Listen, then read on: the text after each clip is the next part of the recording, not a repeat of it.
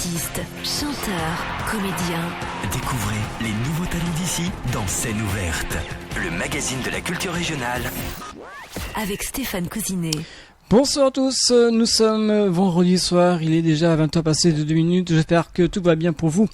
Que vous avez passé une excellente semaine, et oui, dans quelques jours c'est Noël, ça passe tellement vite. Alors, en guise de cadeau de Noël, je suis sympa ce soir, nous recevons un artiste.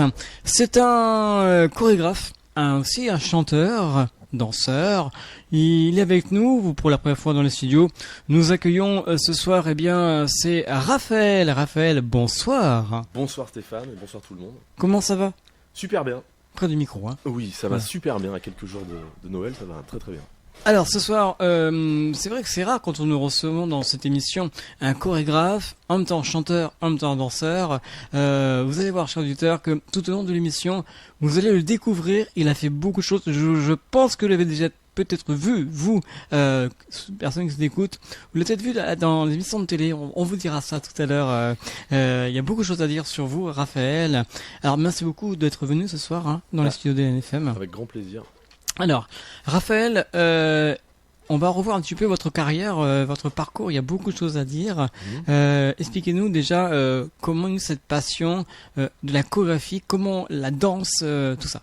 Eh bien, étonnamment, c'est arrivé par le théâtre. Mes parents m'ont inscrit à des cours de théâtre quand j'étais tout petit, j'avais 7-8 ans. Et puis, le théâtre m'a donné envie d'expérimenter des choses plus physiques. Même si le théâtre c'est physique, mais j'avais envie de danser, parce que j'étais assez à l'aise dans mon corps. Et il se trouve que dans le cours de théâtre dans lequel j'étais, j'avais une partenaire qui faisait de la danse. Et c'est comme ça que j'ai commencé à en faire vers 12-13 ans. Ouais. Sans avoir idée d'en faire mon métier, parce que j'étais plutôt parti pour être comédien, c'est ce qui me branchait beaucoup. D'ailleurs j'ai fait des études supérieures dans ce sens-là, un lycée avec option théâtre, etc. Et puis finalement la danse m'a rattrapé, et puis j'ai décidé que ce serait la chose que je mettrais en avant, même si je continuais à faire du théâtre et puis à prendre des cours de chant aussi. Et c'est un peu comme ça que les choses se sont faites de façon assez fluide et naturelle. Voilà. Alors c'est vrai que pour faire des cours de danse, tout le monde peut le faire, mais il y a une certaine façon de le faire quand même. C'est vrai que il faut... Moi j'ai une aisance naturelle que j'ai travaillé après pour que ça devienne... pour que ça se perfectionne tout simplement. Mais c'est vrai que si on a ça un petit peu en soi, c'est toujours mieux. Mais j'avais pas de parents artistes spécialement. Donc c'est vraiment une chose que j'ai développée, qui devait être là en germe et puis qui a grandi petit à petit, quoi. C'est vrai que je vous ai vu il y a pas longtemps que ça. Je vous ai vu donc danser, mais vous êtes incroyable quand vous dansez.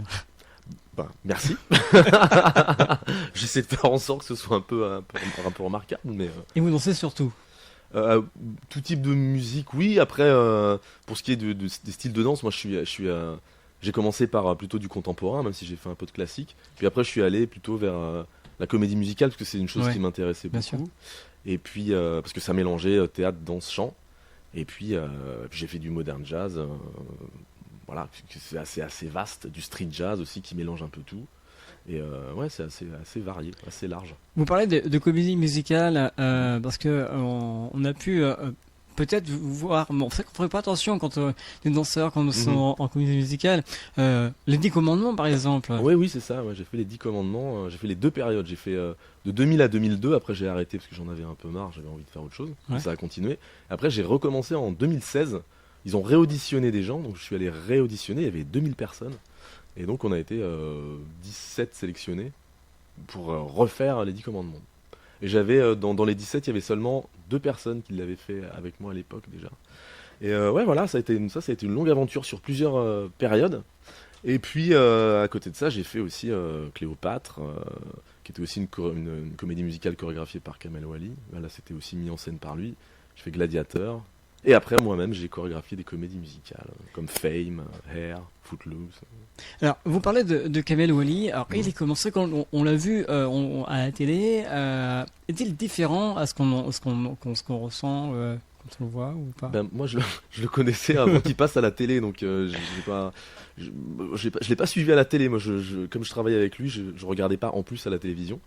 Mais ça se passait très bien. Enfin, moi, j'ai toujours eu de bons rapports avec lui. Après, ça dépend des uns et des autres. Hein. Mais personnellement, Il, C'est très bien passé. il est strict dans son métier ou il est droit, il est... Ah oui, tout Ouais. tout est carré, droit, limpide, voilà, sans histoire. Il est ferme, mais juste, et puis, et puis voilà. Voilà, une chanson des 10 commandements, Mhm.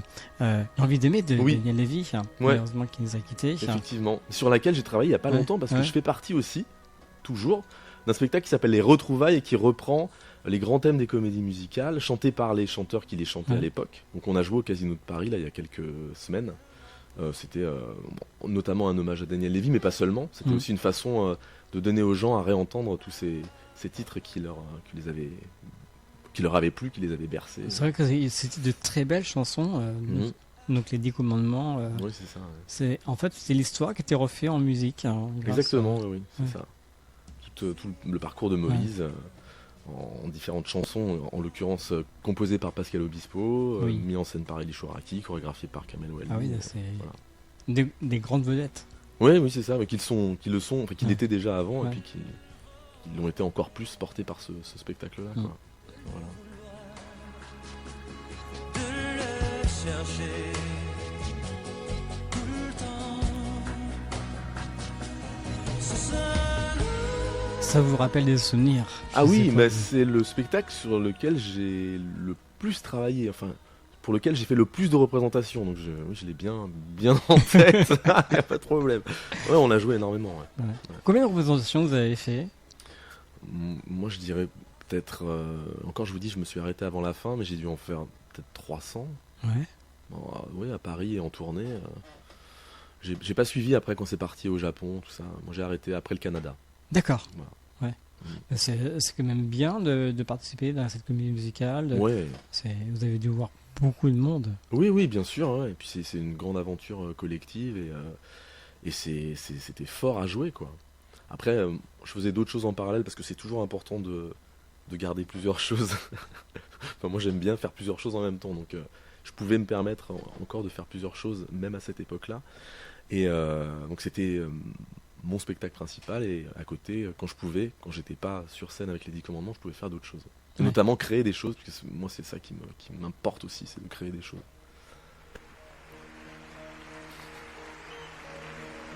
Vous reconnaissez le titre? Alors là j'ai un doute. Qu'est-ce que c'est? Ça c'est un underscore, non? C'est pas une transition entre deux chansons, peut-être? Ou je Ça- laisse à l'abandon ou... Ça va venir. Ça va venir. C'est un extrait bien sûr de la comédie musicale. Sans lui? Non. Non, c'est pas ça. Je vais l'avancer un petit peu. Ah oui, mon frère, oui, d'accord. Ok. Oui, il y avait l'intro. Ok. Ouais. Mhm. Ouais, c'était un moment très fort du spectacle. Ouais. Comment ça se passe, les répétitions? Là, vous devez faire travailler 24 heures sur 24, les répétitions. Non, pas Non, 24 pas heures. 24, non, on arrive à 9h, ça finit à 18h. Et Ouais. puis après, ça se décale. Une fois qu'on est dans la salle, puisqu'on commence d'abord à travailler dans des gymnases ou dans des salles qui sont mises à disposition pour les répétitions. Et au bout d'un moment, on est dans la salle. Quand on est dans la salle, en général, les horaires se décalent. Donc on commence plutôt en fin de matinée, on termine plutôt tard le soir. Ouais. Le temps que tout se mette en place, voilà, parce que les comédies musicales, on se rend pas forcément compte, mais c'est énormément de travail pour construire ça, parce que justement, ça met en scène du jeu, du chant, de la danse, et c'est très complexe à mettre en place. le temps nous reprenne les souvenirs d'un frère. C'est vrai que dans chaque comédie musicale, les costumes sont aussi très intéressants Ouais. à voir, à regarder et à porter aussi. Ça doit être sympa. Oui, bah, c'est surtout que c'est le créateur ou la créatrice, là pour les 10 commandements, c'était Sonia Rykiel, s'adapte un peu aux nécessités des costumes de scène. C'est-à-dire que ce sont des choses qui doivent pouvoir se porter relativement facilement, s'enfiler, se défaire facilement, et s'entretenir facilement. Donc il y a pas mal de contraintes pour les créateurs de costumes dans ce genre de spectacle. Ouais. Ouais. C'est vrai qu'une comédie musicale, il faut quand même de la préparation. Il faut quand même Ah oui. préparer l'histoire. Mhm, mhm. Ça peut prendre des années. Hein. C'est clair. La création du livret, l'écriture peut être très très longue. C'est en général plus long que la période de répétition avec les artistes qui, au mieux, dure 2-3 mois. Mais en amont, il peut y avoir eu 2 ans ou 3 ans de gestation du projet. Ouais. Alors, ça a duré sur de nombreuses années, donc de nombreux concerts Oui, beaucoup. Ouais. sur toute la France, même plus loin. Oui, en France, Europe, Asie, Canada, voilà. Ouais. Là, c'est la musique de la Cléopâtre. Hein. Cléopâtre, en effet. Ouais. Bon, Cléopâtre, je suis arrivé au démarrage sur la comédie musicale Cléopâtre. J'ai fait des costumes, parce que je fais des costumes aussi. Donc j'ai fait des costumes. Et puis après, il se trouve que un des danseurs a décidé de partir pour un autre projet. Je crois qu'il travaillait pour Britney Spears d'ailleurs. Tiens, c'est ça. D'accord. Et on m'a proposé de le remplacer. Voilà. Donc j'ai dit oui. Comme c'était la même équipe de création, il y avait Kamel et ses assistantes que je connais très bien, et ses assistantes. Ils m'ont proposé de remplacer ce danseur qui partait, et c'est comme ça que je me suis retrouvé sur scène. Mais à la base, je faisais les costumes. On attend peut-être l'occasion de le recevoir dans l'émission, grâce à vous. Kamel Wally ? Ouais. Ah bah peut-être. Pourquoi pas ? Pourquoi pas, hein, il nous écoute peut-être ce soir. Possible. Ah ouais.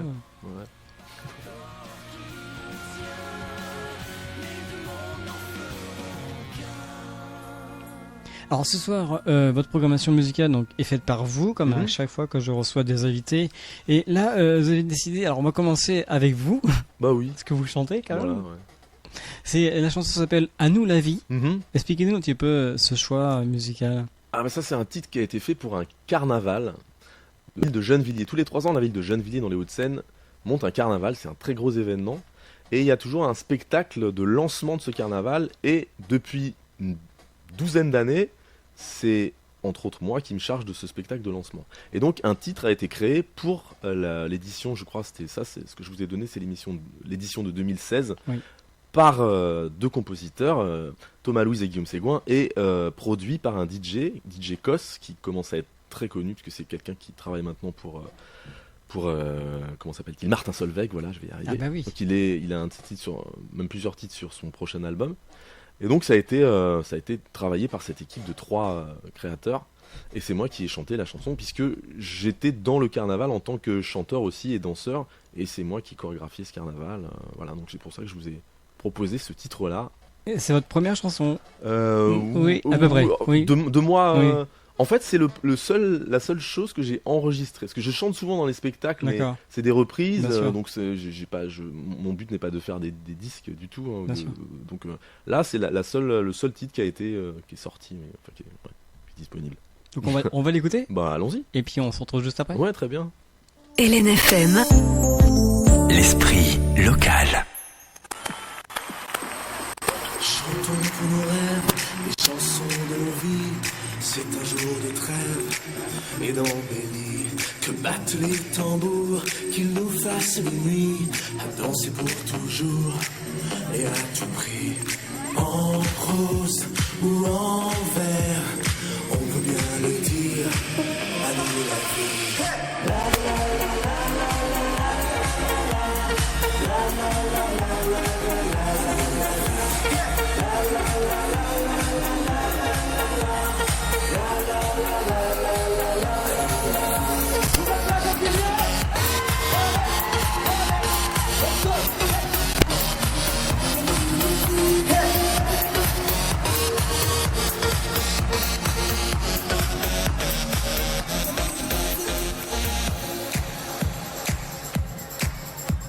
Chantons pour nos rêves et dansons sous la pluie, les pieds sur la terre, faisons du bruit, puisque nous sommes tous frères, que nos mères sont unies, oublions nos guerres, c'est aujourd'hui, en prose ou en vers, oui qu'on se le dise, à nous la vie.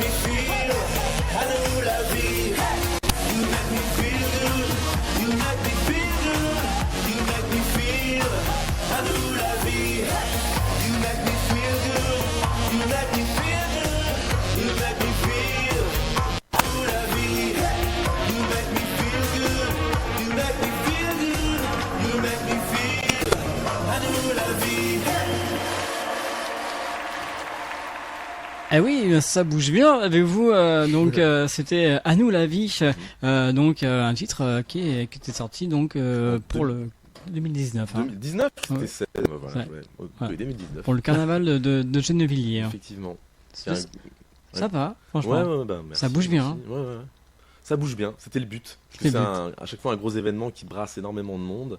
Le spectacle dont est issu ce titre était un mélange de danseurs professionnels, danseurs amateurs, de tous âges. C'était intergénérationnel. Et puis, voilà. Et le public, en plus, était assez...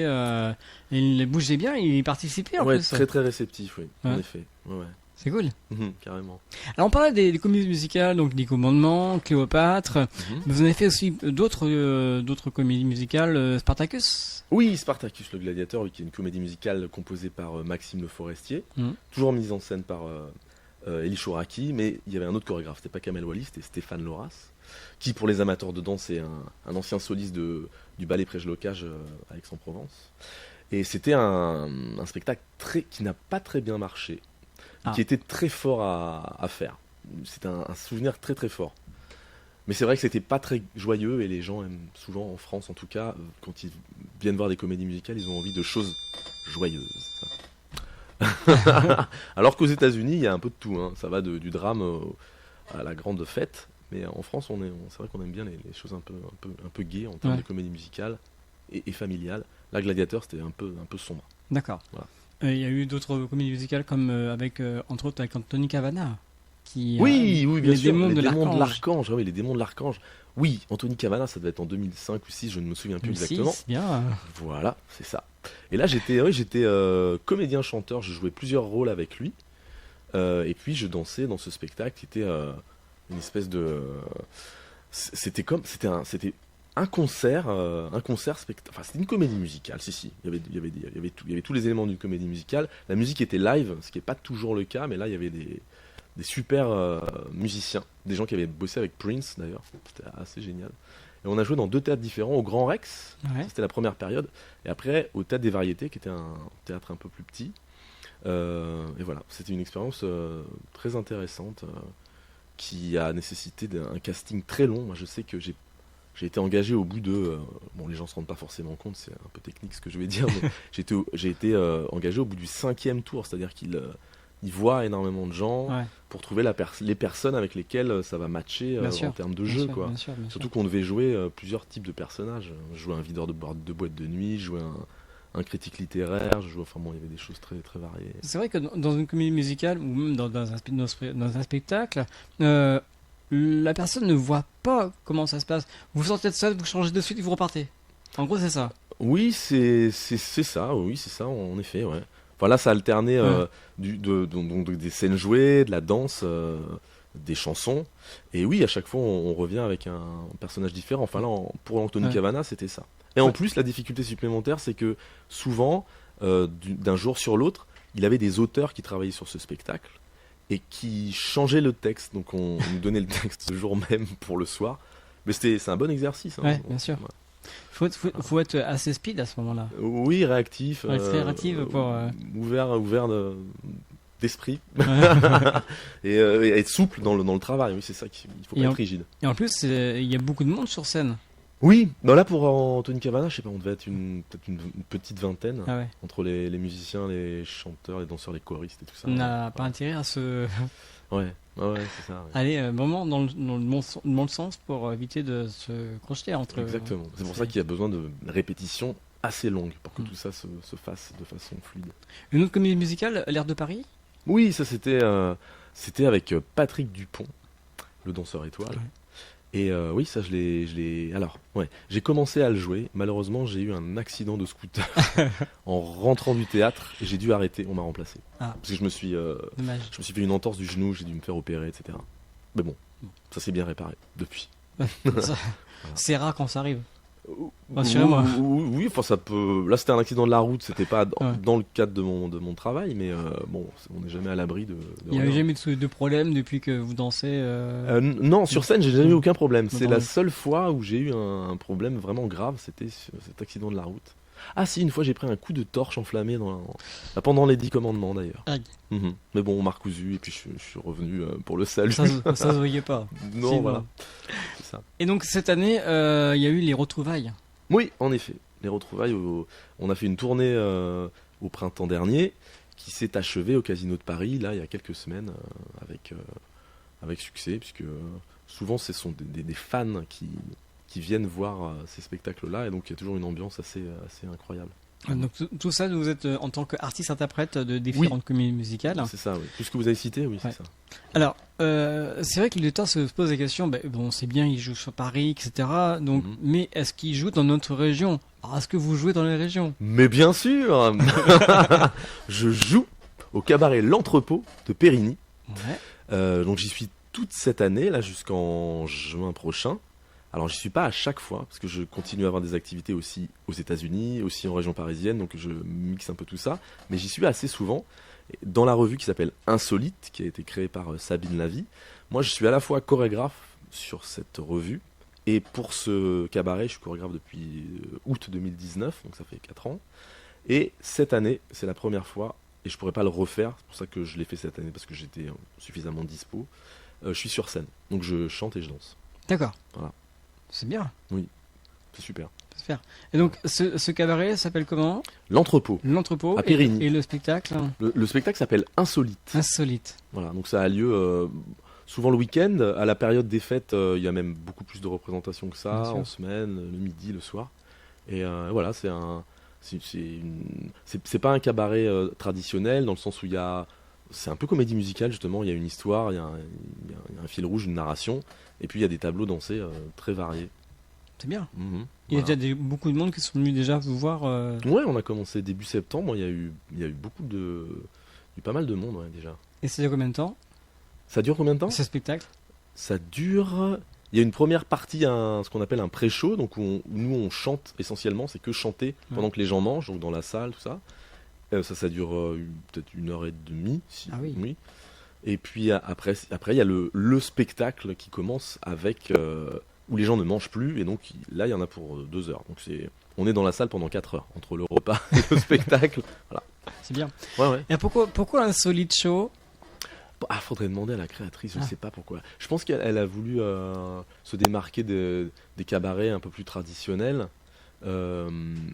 Ça peut vouloir dire que c'est ça. C'est pas traditionnel et ça va chercher dans des endroits dans lesquels on n'a pas l'habitude d'aller quand on se déplace dans un cabaret. Et c'est vrai que, voilà, comme je vous disais, c'est plus proche de la comédie musicale et c'est ça qu'elle voulait mettre en avant. Il y a un peu de cancan, il y a un peu de plume, mais c'est pas, C'est pas. c'est pas la totale plume et du cancan dans tous les sens. Non, ça reste très actuel. Et là, les costumes ils sont comment? Ils sont.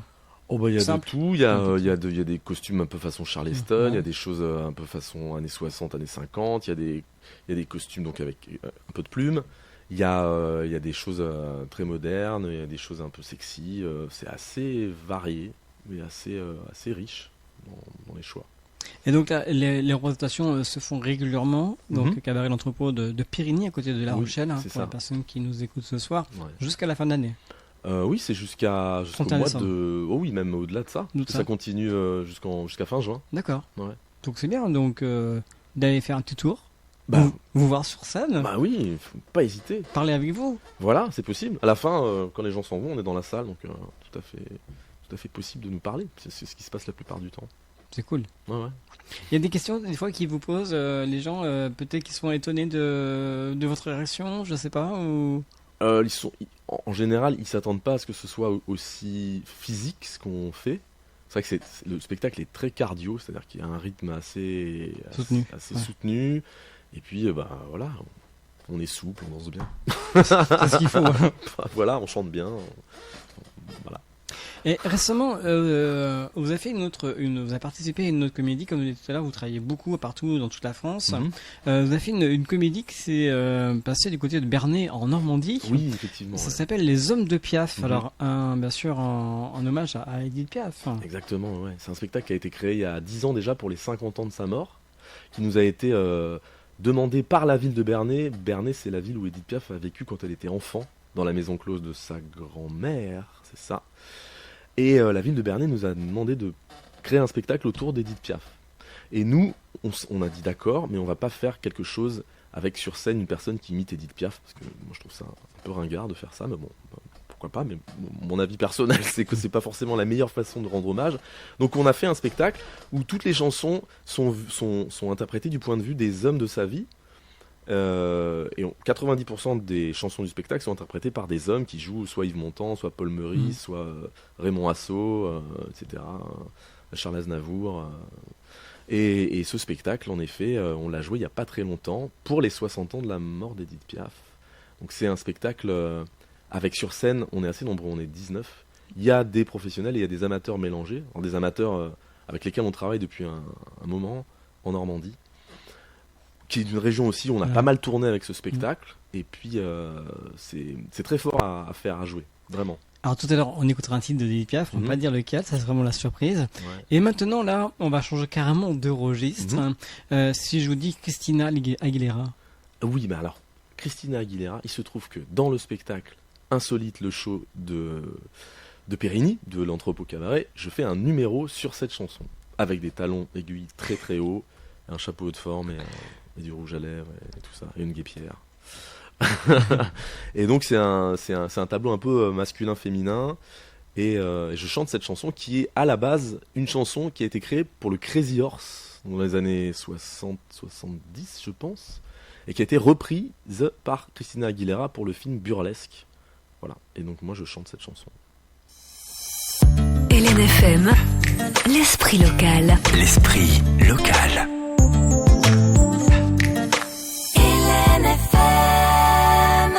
Artistes, chanteurs, comédiens. Découvrez les nouveaux talents d'ici dans Scène ouverte, le magazine de la culture régionale. Avec Stéphane Cousinet.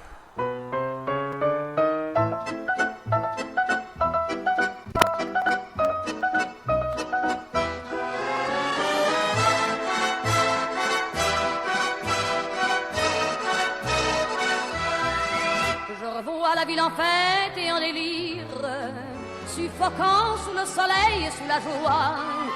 Et j'entends dans la musique les cris, les rires qui éclatent et rebondissent autour de moi.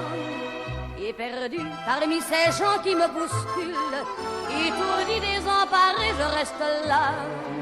Quand soudain je me retourne, il se recule et la foule vient me jeter entre ses bras. Emportés par la foule qui nous traîne, nous entraîne, écrasés l'un contre l'autre, nous ne formons qu'un seul corps. Et le flot sans effort nous pousse enchaîner l'un et l'autre, et nous laisse tous deux épanouis, enivrés et heureux.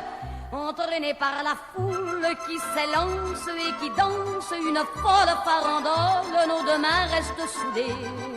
Et parfois soulevés, nos deux corps enlacés s'envolent et retombent tous deux épanouis, enivrés et heureux.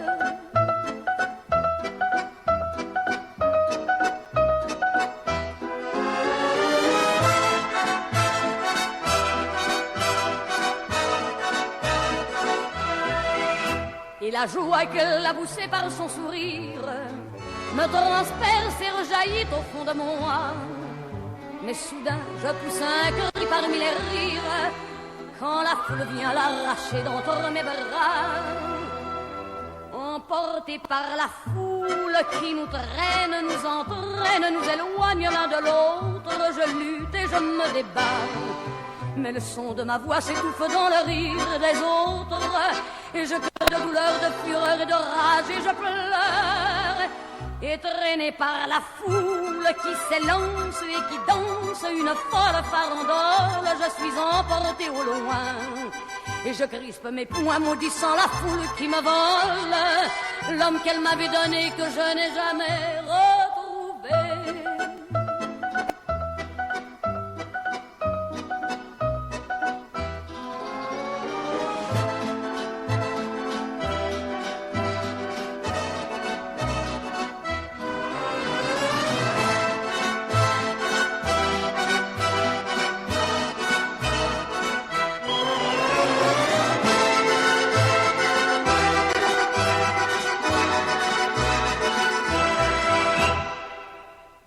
Voilà, donc sur LNFM, nous sommes toujours avec notre invité de ce soir. C'est notre chorégraphe chanteur qui, avec nous, c'est Raphaël. Ça va, Raphaël ? Toujours très bien. Toujours très bien. Ouais. Alors c'est vrai qu'à l'instant, on était avec la Dame en Noir, on disait comme ça, hein, Edith Piaf, un spectacle qu'on a parlé tout à l'heure. Ouais. Et qu'on peut encore retrouver sur scène. Hein. Oui, c'est ça. On est. Alors, il n'y a pas de date immédiatement, mais on y rejouer. C'est un spectacle qui fait bien aux gens. Il est très. C'est la Dame en Noir, certes, hein, comme Barbara, mais il est très vivant, il est très dynamique, très intemporel ce spectacle. Et vraiment, les gens nous font des retours assez extraordinaires dessus et sur le bien qu'il fait aux gens. Donc, c'est super d'avoir ce genre de retour pour nous. Et nous, sur scène, c'est très fort à porter. C'est vrai que lorsque, il y a 2-3 ans, je crois, il y a eu donc beaucoup d'artistes qui ont repris Edith Piaf. Oui, Hein, c'est vrai. incroyable. Je pense à Patricia Cass qui l'a repris aussi, je pense. Ouais, effectivement, il y a même Amel, non pas elle-même, pas Amel Bête, mais je ne sais plus. Bref, il y a eu pas mal de reprises en effet. Ouais, encore aujourd'hui. Mais c'est des chansons tellement fortes et, C'est ça, ouais. et tellement bien Belle. construites, quoi, qui passent les années. Vraiment. Alors, on va changer le registre un peu pour tout le monde hein, ce soir. C'est American Idiot. Alors, expliquez-nous ce choix musical. Alors, American Idiot, c'est une comédie musicale américaine qui est pas très connue en France, mais qui a cartonné aux États-Unis, du groupe Green Day, donc le groupe de pop-rock américain. Et il se trouve que en juin dernier, j'ai eu l'occasion de jouer un des personnages dans la version mise en scène par des Français qui a été jouée à l'Alhambra à Paris. Je jouais le rôle de Favorite Son, qui est un militaire qui incite les jeunes Américains à s'engager dans l'armée. Voilà. Et c'est une comédie musicale très forte, qui est un peu le Hair des années 2000, donc avec cette jeunesse qui se cherche, qui se trouve pas forcément, qui se révolte, qui essaie de faire des choses. Voilà. Et c'est un spectacle très fort et voilà, c'était important pour moi de proposer ce morceau-là sur cette thématique. Et dans quelques instants, on va vous parler d'un projet qui vous tient à cœur, que vous avez tout monté. Hein. Donc on va rester avec nous. Hein. Ça vaut le détour. On n'en dit pas plus. On écoute donc American Idiot et juste après, on parlera de ce super projet à venir.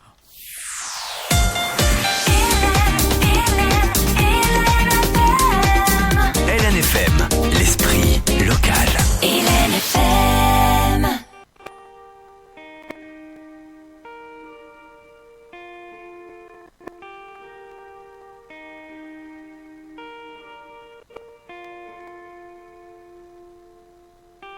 Do you know what's worth fighting for when it's not worth dying for? Does it take your breath away and you feel yourself suffocating? Does the pain weigh out the pride and you look for a place to hide? Did someone break your heart inside? You're in ruins.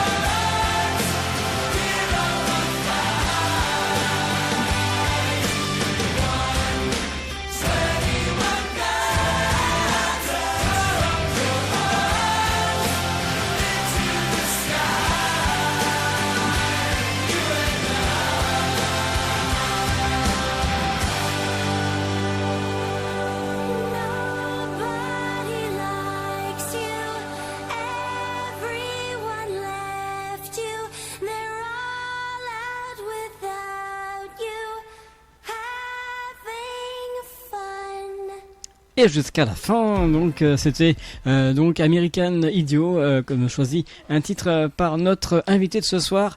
Je vous rappelle le chorégraphe chanteur Raphaël. Alors c'est Raphaël, je vous rappelle, c'est pas le chanteur, c'est pas le C'est pas lui, non, c'est pas le même. c'est pas le même. On se ressemble pas trop en plus. Voilà. Donc, ça. Alors là maintenant, on va parler d'un tout nouveau cabaret que vous avez mis en place, un cabaret et clubbing en même temps, Mhm. qui s'appelle le Cotton Club Show. C'est-à-dire, on Exactement. va vous le montrer à la caméra pour les personnes qui nous suivent en vidéo. Alors expliquez-nous comment est né ce projet, le Cotton Club Show. Eh bien, c'est né, comme je l'ai évoqué tout à l'heure, je travaille assez souvent aux États-Unis. Et aux États-Unis, il y a une approche du cabaret qui est assez différente de la France, notamment dans son côté immersif. Immersif, ça veut dire que il y a une grande proximité entre les artistes et les spectateurs. Donc il n'y a pas d'un côté la salle et d'un côté la scène, tout est assez mélangé. Et notre idée avec ce cabaret a été de faire ce principe-là, c'est-à-dire que les gens soient à la fois à l'intérieur du spectacle et aillent même jusqu'à y participer, puisque à la fin du spectacle, qui est un spectacle séquencé, pendant lequel les gens mangent, mais aussi assistent à des performances, à la fin de tout ça, on incite les gens à venir danser avec nous, et pendant 2 heures, les gens dansent avec nous. Donc on ne leur apprend pas des chorégraphies, hein. C'est un peu comme une discothèque, c'est-à-dire qu'on fait la fête tous ensemble à la fin. Le but de la soirée est d'arriver comme ça à un climax, et ce climax, c'est tout le monde est sur scène et tout le monde danse. Voilà. Donc c'est à la fois spectacle, discothèque et puis restaurant. Et puis c'est pour l'instant, ce projet-là est unique en France, Ouais. même si ça reprend des principes qui existent déjà, hein, l'immersif, la proximité avec les spectateurs, ça on l'a pas créé, ça sont des choses qui existent déjà. Mais cette forme-là, en tout cas, est assez inédite. Et ce que j'essaie de faire ici, c'est de reproduire ce spectacle, sachant que dans ce spectacle, il y a également des amateurs. Et c'est pour ça que je donne pas mal de stages dans la région, depuis que je suis artiste à l'entrepôt cabaret, pour essayer justement de commencer à repérer des gens qui pourraient s'intégrer dans la version donc Charente-Maritime du Cotton Club Show, qui, je vous le rappelle, à la base a été créé en Normandie avec des Normands. Mais l'idée, c'est de faire descendre un peu dans le sud-ouest. Voilà. Mais ça demande une grosse préparation. Bah C'est oui. un spectacle très lourd. Très lourd, je veux dire, à monter. Et il faut vraiment combien de temps pour faire ce spectacle que vous avez préparé? Plusieurs mois. Plusieurs mois parce qu'il faut non seulement, évidemment, il y a un apprentissage. Alors c'est uniquement chanter, danser. Il y a pas de, c'est pas une comédie musicale, c'est vraiment un spectacle chanter, danser de cabaret. Mais en plus de l'apprentissage des chorégraphies, il y a toute une atmosphère qu'il est nécessaire de travailler de façon à ce que tout le monde raconte la même histoire et aille dans le même sens. C'est pas facile de jouer avec les spectateurs très proches de soi. Donc il faut à la fois réussir à s'oublier, à oublier qui l'on est, à intégrer un personnage et à le faire vivre du début à la fin du spectacle sans être perturbé par la proximité avec les gens, le fait de voir tout le temps les spectateurs. Il y a un aller-retour permanent avec le public, une implication à la fois physique. Donc c'est tout ça qui met du temps à se mettre en place. Voilà, Et mettre donc, en place. Ce nouveau cabaret, vous l'avez joué sur scène déjà? Ah oui, ça, en fait on l'a joué pendant Ouais, 3 pendant ans 3 en ans, Normandie. C'est un cabaret itinérant, donc c'était pas dans un lieu fixe. Là, en Normandie, c'était dans une salle des fêtes qu'on réaménageait à chaque fois. Mais c'est itinérant dans le sens où ça n'avait pas lieu toutes les semaines, ça avait lieu une fois par mois, parce que encore une fois, c'est un spectacle lourd à mettre en place. Ah oui. Et donc on peut pas s'amuser à faire ça toutes les semaines. Mais une fois par mois ou une fois tous les 2 mois, c'était un peu le rythme qu'on avait. On jouait 3 représentations à la suite. En fait, le public est vraiment très proche de vous cette Ah fois-ci. oui, vraiment, ouais. Vraiment c'est comme le close-up, mais là c'est plutôt comme la musique. Exactement, c'est comme le close-up du magicien, Ouais. sauf que là c'est de la danse et du chant. Ouais. Et alors les gens, comment vous les ressentez quand vous voyez vraiment même pas 2 mètres, même pas 1 mètre, même pas 50 cm? Ouais, ils aiment ça en général. Ouais. Et parfois ils ont envie de participer, faut les calmer un petit peu. Enfin on leur dit vous allez pouvoir participer à la fin. Mais c'est super. Moi j'adore voir les gens de près. Je dis ça parce que j'ai joué dans beaucoup de grosses salles comme l'Accor Arena, comme les Arènes de Nîmes, moi j'ai du mal avec ce genre de grosses salles. On sent pas les gens, on les voit pas, et puis finalement on a l'impression de jouer devant personne. Alors que quand il y a 180 personnes, puisque là, pour ce spectacle-là, la salle est limitée à 180 places, on voit tout le monde, quoi. Et c'est très fort. C'est une vraie communion. Qu'il n'y a pas quand on joue dans les grandes salles ou dans les stades, où là, on voit personne. On voit une marée humaine et encore... voilà. L'accord Arena que vous nous parlez, c'est grandiose. Oui, c'est énorme, ouais. C'est 20 000 places, quoi. Ah ouais. Ouais. C'est impressionnant de danser, de... Ben... Non, enfin... je trouve pas. Moi, je trouve, on sent pas les gens. Je l'ai fait avec les 10 commandements. Ouais. Je l'ai fait avec des émissions de télé comme à l'époque, ça s'appelait comment Hit Machine, Dance Machine, je sais plus. Ouais, je l'ai. Avec Charlie et Lulu, c'est ça? Oui, voilà, j'ai fait ça à cette occasion-là. Mais on ne sent pas les gens. Enfin, on sent l'énormité de la chose. Mais pour moi, c'est beaucoup moins impressionnant que de jouer devant 10 personnes. Vous parlez d'émissions de télé, parce que vous avez fait donc In Machine avec Charlie et Lulu. Ouais. Vous avez fait aussi Star Academy. Oui, Star Academy, quelques émissions, effectivement. Avec Kamel Wally en tant que chorégraphe. Ouais, j'ai fait pas mal. J'ai même fait, parce que je suis pas si jeune que ça, j'ai même fait Dimanche Martin quand ça existait. Et ouais, j'ai fait pas mal de choses. L'émission d'Arthur aussi. La Fureur. Ouais, effectivement. Ouais. Et sans oublier aussi les années tubes aussi, vous avez fait. Oui, les années tubes. En effet, en Martinique, on est allé tourner loin. C'était agréable. Un petit clair. séjour comme ça. On n'est pas resté longtemps. On a dû rester 4 jours, mais on a tourné dans les îles. C'était bien. Puis des fans et des chansons d'abord. Effectivement, ouais. Où là, c'était, il me semble que c'était une émission d'imitation. Par exemple, je me souviens que Liane Folly jouait Maria Carré, ou on avait Nolwenn Leroy qui jouait, je sais plus quelle. Non, c'était Nolwenn Leroy qui jouait Maria Carré. Ariel Dombal qui avait fait Mylène Farmer. Enfin voilà, c'était des mash-ups comme ça, des rencontres d'artistes connus avec d'autres artistes connus. Et moi, je dansais. J'étais danseur de télé, quoi, pour ces émissions-là. C'est bien. Ouais. Pour Miss France aussi, j'ai bossé. Miss France, oui. Assez souvent, ouais. D'accord. Vous avez pu voir Jean-Pierre Foucault, alors? Oui, j'ai vu Jean-Pierre Foucault, Michel Drucker, tout ça. Ouais. Vous avez fait même aussi de la publicité, on n'en parlera pas trop des marques. Ouais. On a pu vous voir dans les différentes publicités aussi. Oui.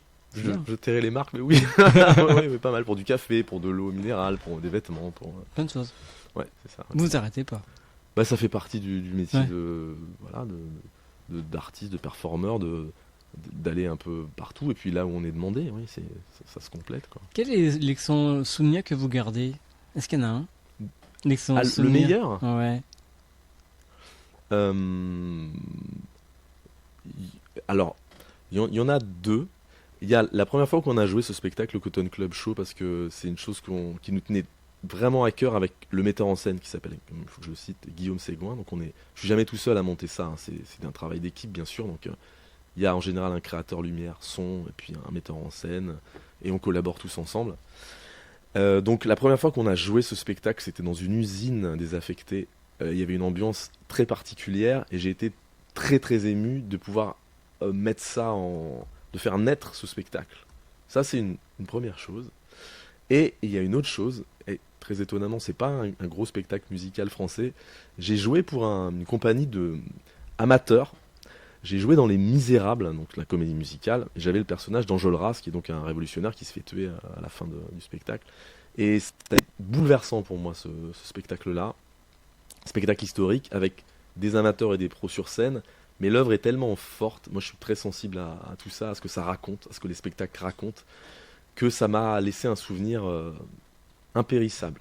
Et un dernier, bien sûr quand même, aux États-Unis, la chorégraphe pour laquelle je travaille, Stéphanie Batten-Blend, a le truc pour me... Ça fait longtemps que je bosse avec elle, hein. J'ai la chance de continuer. C'est super agréable d'avoir des gens qui vous sont fidèles, parce que c'est pas tout le temps le cas dans ce métier-là. Mais elle... Voilà, elle m'apprécie, elle m'aime en tant qu'artiste, donc elle me fait venir souvent. Et ses projets sont très puissants, et c'est toujours un bonheur d'aller là-bas et de travailler pour ces spectacles de danse-théâtre, puisque c'est ça, de la danse-théâtre. Que vous ai-je fait? Ah, Les Misérables. Ouais. Ouais. Plus je tombe, et plus vous me laissiez tomber. Je crois que ça va reprendre à Paris, Ah oui. il me semble, ouais. Ils vont le rejoindre dans pas longtemps, il me semble. Le titre s'appelle J'avais rêvé. Oui, j'avais rêvé d'une autre vie, ouais. Mais c'est pas une chanson très, très gaie. Enfin, l'ensemble du spectacle est pas très gaie. Mais figurez-vous que c'est un spectacle donc créé par des Français, qui n'a pas marché en France, qui s'est exporté à Londres et aux États-Unis. C'est devenu un carton. Ça fait des années, des dizaines d'années que ça joue. Et les personnages sont très puissants, et donc voilà. En tout cas, c'est vrai qu'il est très intéressant ce que de votre parcours musical, danseur, chorégraphe. Franchement, c'est vous arrêtez pas. Hein. Mais non, mais j'aime bien. Enfin, ça, le mouvement crée du mouvement, le mouvement crée de l'énergie. Et moi, j'ai besoin d'être. De tout ça, ouais. Ouais, c'est ça. Et à côté, vous faites du sport. Schizophrène. Bah oui, il faut. C'est un peu avoir la forme pour. Ça, c'est indispensable. Oui. Alors les projets, c'est quoi, bien sûr, continuer. Ah bah oui. Là, il y a donc Périgny, l'entrepôt cabaret jusqu'en juin. En parallèle, j'ai la compagnie aux États-Unis où je vais régulièrement. En plus, le mois prochain. Là, j'ai eu un renouvellement de visa d'artiste, c'est génial parce que c'est une telle galère les visas d'artistes américains. Donc là, j'ai mon nouveau visa, c'est super. Ça et un projet qu'on monte pour le Panthéon à Paris pour début juillet et qui est un projet très fort sur les femmes qui ont changé l'histoire. Donc Gisèle Halimi, Simone Veil, etc. Joséphine Baker, enfin toutes les femmes qui ont compté dans l'histoire du XXe siècle et même avant. Et c'est super parce que le Panthéon, c'est la deuxième fois qu'il nous propose de monter un spectacle. On en a fait un il y a 2 ans sur Aimé Césaire, et là on en fait un cette année sur les femmes fortes.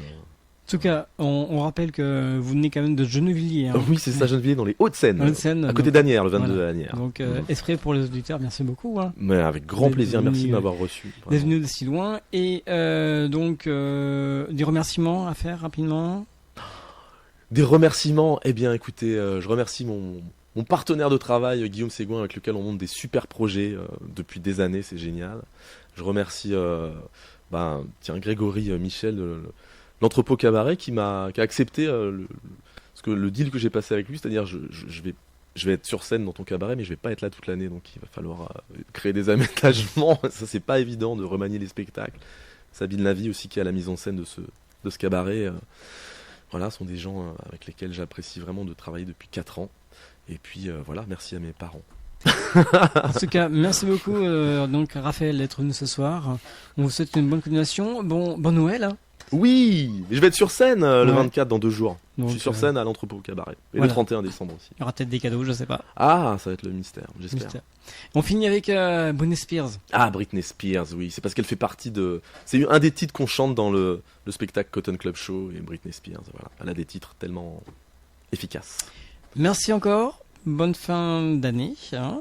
Ben vous aussi. Voilà, merci et puis beaucoup. On se retrouve l'année prochaine, pourquoi pas, pour d'autres actualités. Et puis, quant à moi, on se retrouvera bien sûr entre la semaine de Noël et les jours de l'an. Il y aura une émission, bien sûr, comme tous les vendredis soirs.